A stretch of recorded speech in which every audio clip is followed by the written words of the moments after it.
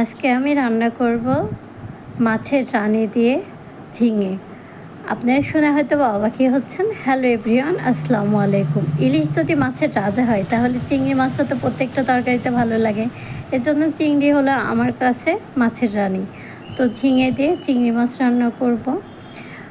আসলে আমি ঝিঙেটা কিন্তু একদমই খেতাম না, আমার একদম অপ্রিয় একটা তরকারি ছিল। কিন্তু আমি চিংড়ি মাছ দিয়ে রান্না করে যে এতটা ভালো লাগবে। আর এটা মূলত ঘেরের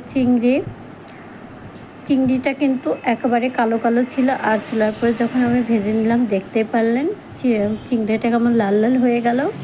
এবার আমি ঝিঙে আলু সুন্দর করে ধুয়ে কুটে রেডি করে রেখেছি। এবার আমি একটু ধনিয়া গুঁড়ো, হলুদ গুঁড়ো, জিরে বাটা, শুকনো মরিচের ব্যবহার এখানে আমি একদমই দিই নাই।